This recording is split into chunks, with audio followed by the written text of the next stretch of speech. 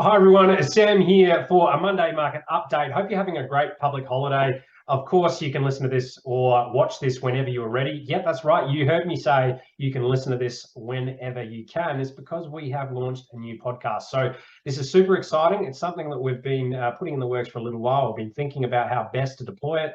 And what we're doing now is through this Cryptonaires podcast, we're going to be streaming the Monday Market Update today, the Altcoin Bible, and also the Friday Roundup through Apple Podcasts, Spotify, and a few other sources. But if you're watching this right now, go to this link, which I'll post in the text, and sign up, give us a like, give us a good rating if you like it. But we think it's awesome that you can now listen to these sessions without actually watching the video. So if you're out and about, you can listen through your AirPods. If you enjoy listening to my voice, you can do that whenever you're out and about. I think it's super awesome, and it should improve the overall enjoyment of this process as well. If you want some crypto content in your car, you're driving, you can just listen to an update that we put out. And I think it's just fantastic and just advances the offering that we have. So guys, wanted to make that point. Again, make sure you go to this page and sign up and give us a like. I'll just reiterate. So yeah, perfect. I wanted to start with that. So you'll hear me say a bit as well if you're watching this, if you're listening about blah, blah, blah, blah. So bear with me on that. All right, guys. So this page here, I just wanted to show everyone, just to give a bit of objectivity and context to this current drawdown and where we are historically, because I've mentioned a few times, and maybe Joe has as well, that this current drawdown is nothing new. And in fact, when you look at the data, this is a smaller drawdown than what we have seen previously in terms of historical drawdown. So I just want to run through this. So guys, listening to this, I'm just looking at a chart here of those drawdowns from the bull market peaks down to the lows. Now in 2011, we had a 93% drawdown. That was vicious. 2013, we had a 74% drawdown. 2015, we had an 85% drawdown. 2018, we had an 84% drawdown again. 2020, we had a 76% drawdown. And currently, we've had a 73% drawdown. So the last two have actually gotten a bit weaker. Now, I quickly discuss this with the masterminds. My theory is that over time, retail has moved from Bitcoin and moved more into other places in crypto, NFTs, layer ones, more speculative edges. Whereas Bitcoin now is more that institutional, sophisticated asset, which is being bought up, by funds, by large investors who have different time preferences, time horizons, and not as likely, let's say, to panic sell when sentiment's getting really, really low. You buy something like this, you put it away for a while, you have a longer term thesis. That's where I see things moving here, and it makes sense that the drawdowns have gotten less and less over time. You have those not as many weak hands. They're more in the altcoins or speculating in NFTs or different niches in the asset class. But I think it's really, really good for that objectivity. If you think this is a pretty vicious drawdown, I mean, you would be right, but it's made worse because of what's happening in the macro, the bigger picture. Traditional markets are having essentially in a big old bear market with the potential for a good old crisis, which Bitcoin and crypto has never survived in. So the sentiment and the noise that you're getting hit with has never been seen before. So if you're feeling a bit shaky and a bit scared right now, I mean, you're well within your rights to do, because you've just never seen the viciousness and the aggressiveness of the media and the noise and the feeling just about the place. But if you look at the data overall, you can see that things really aren't as bad as maybe people are painting it out to be. Okay, if we have a look at this tweet here, I want to touch on it really quickly, because we know, or at least we've put into the groups, that the situation with Credit Suisse and Deutsche Bank is quite serious, and they're on the edge of insolvency. And there's been some comparisons to 2008, and I want to tell you with the data on why it's not. So guys, listen to this. I'm looking at a chart of the credit default swap spreads. But first of all, this tweet is super relevant. $600 billion is what Lehman Brothers held in assets when they crashed and took the economy with them. So Lehman Brothers was that big fund in the United States.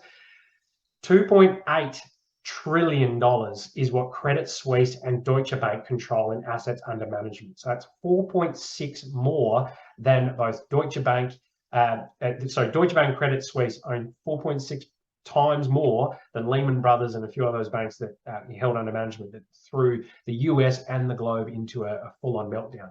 Credit Suisse is at a critical moment, says the CEO. This is huge. It's absolutely huge. The real issue here, though, it's not just a couple of banks going under where they might have to be bailed out. It's the contagion risk.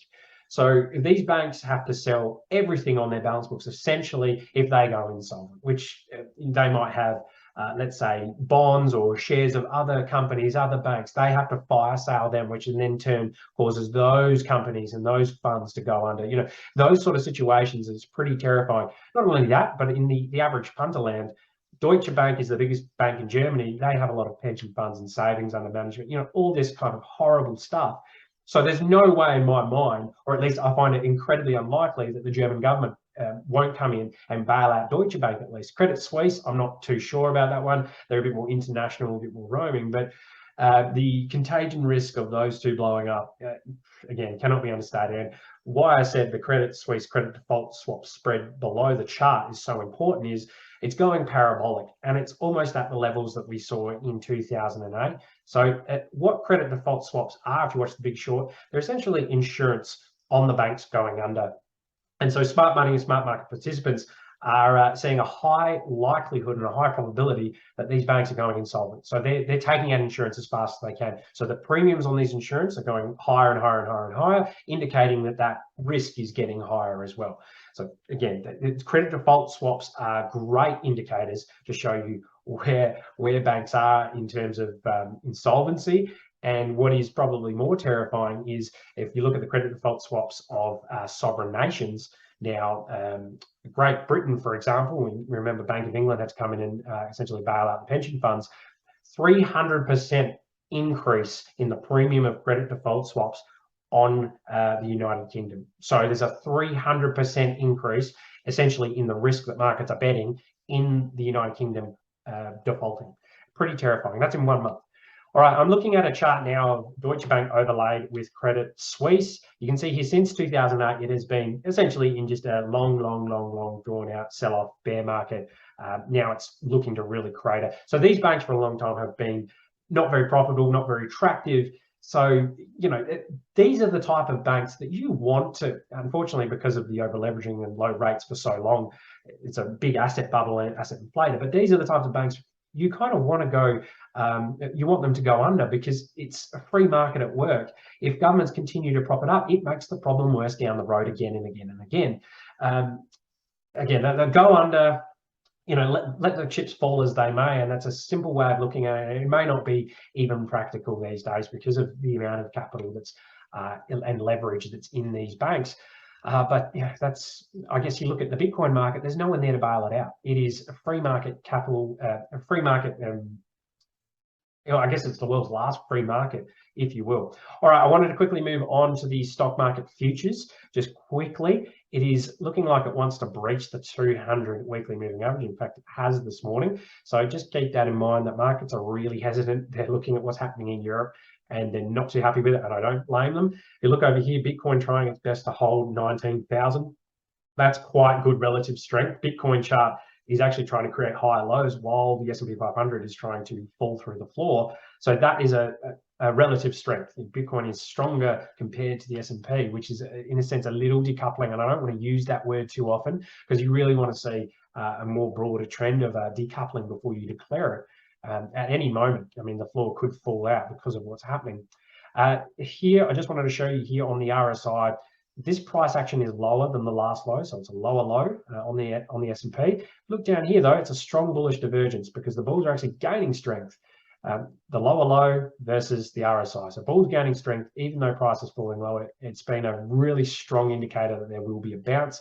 Whether it will, because of the macro situation, I don't know, but it's there. So technicals are showing that there could be a bounce with that strong bullish divergence. The elephant in the room is this box I've drawn down here. This is the COVID stimulus wipeout area. So all through this area in 2020 is when the trillions of dollars were injected into the financial system, causing a lot of the inflation we see today. But this is, again, the elephant in the room. This is the area, this is the box that would make a ton of sense if it flushes all the way down here, wipes out all that liquidity that was in the market from that point. So yeah, keep that in mind. Who knows if we get there? I'm not sure. I know Michael Burry's pretty keen on getting there. All right, let's go to Bitcoin just quickly. A few points I just want to rattle off here. This trend, we want to break it. That's what Bitcoin wants to do, to show that relative strength against the S&P 500. Got the 21 moving average is that little red line there. breaches that and breaches this line, it's probably due to run up to the top of this range. But again, let's hold our horses and wait for what's going on. Broadly, this 145-day box is still in play. This is the same time horizon, time frame that we saw in 2019 bear market for Bitcoin to make that bottom and then climb out. It won't happen exactly the same, but it's useful just to see that the crabbiness of the price action going sideways, because it confuses a lot of people and you get all those calls much, much lower and it just never comes. So keep that back in mind. It's very much the contrarian play still, but keep it in mind. Also here on the price action, we're seeing exactly what we saw in the S&P 500. A strong bullish divergence. So price is making a lower low there from the low. What's happening on the RSI? A higher low on the RSI momentum oscillator. So again, that's a pretty strong sign that we should see a bounce. So this is looking actually quite nice on Bitcoin. Also, we're seeing that a volume is slowly picking up through this area here on the daily. If you go to the weekly, it's picking up as well. Also on the 4 hour. So some things chiming in nicely there, because we've had a lot of flat volume for a while. And we're starting to see a few more spikes as price action's making those higher lows. So what I want to see there. And again, if we're keeping things super, super simple, I open this chart, open the weekly chart and whatnot, and just try and get a read of what's going on. And you're thinking, well, what's happening? What's going on? Bitcoin still has not made a lower low. So we have not breached the previous low of June. Not saying we can't do it, but if you're looking at this chart and you're seeing this, I guess, higher low structure beginning to form over, I guess, a bottoming phase, you've had a nice capitulation of volume. Most major markets look to be bearish, but Bitcoin being the leading indicator of risk is beginning to rally. We could be beginning to see that narrative shift. So sellers have exhausted themselves. The narrative is beginning, I should say, to become more attractive because it used to be the narrative was Bitcoin is insurance on the banking system, financial system. That really changed. Bitcoin's the new gold. Blah blah blah. Went on a little bit of different tracks for a while, but now we're seeing that why it was created in 2008 is coming back to the fore. Is that narrative getting some legs? Maybe, but just looking at the chart, we still have not made that lower low that many have been predicting. Of course, we can come down here, create that lower low, come back up, or we can create a new leg down and just continue doing what we've done. Sure, but right now, there's nothing to suggest that it's coming right now, apart from that macro doom and gloom. Okay, now is there anything else on the Bitcoin chart I want to show you? I don't think so. I think that's all good. So guys, if you are listening on the podcast, I mean, it's really hard to describe what's happening on the chart on the podcast, but essentially I'm looking at trend lines and I'm looking at previous lows. I'm looking at a box that I've drawn of 145 days that we're still very much in, about 3/4 of the way through, which is the same in 2019. So that's exactly what I'm saying. Okay, if we pivot over to OnChain Data, I just want to have a look at a few here. So the Puell Multiple, it's a go-to on-chain chart for looking at longer term tops and bottoms. Previously, it's been fairly good. We're looking here, there's a red band at the top and a green band in the low. When we penetrate those bands, generally it's a top in markets.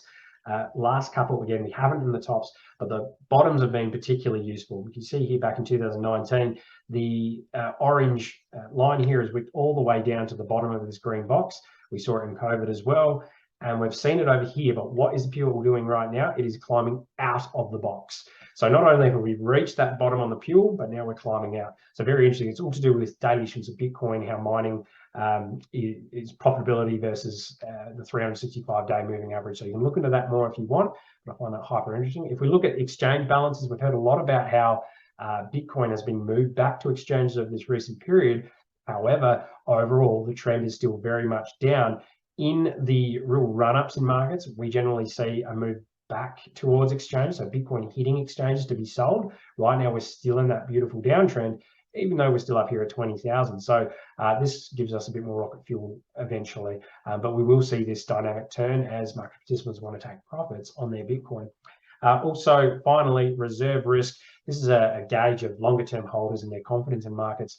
I wanted to show you this because it is creating all-time lows in an extreme point in the market. So again, we're looking at a chart with a red band at the top for an extreme to the upside in overconfidence in the market, and we're seeing in a green band below showing you that when we in those sentiment troughs, when I guess coins aren't moving, everyone's hodling, all that. It's a very good metric over time to pick those bottoms in the green. And right now we've breached the green band at the bottom, so we've never been this low. Take that as good as bad. I think that's a pretty good sign for the longer term. So guys, hope you've enjoyed this episode. Don't forget to go like and subscribe to our podcast channel and listen to it whenever you are available. Hope you have a wonderful day. We'll catch up for the Altcoin Bible on Wednesday. Any questions or feedback, leave me below and I'll get to them as soon as possible. Have a wonderful day. Bye.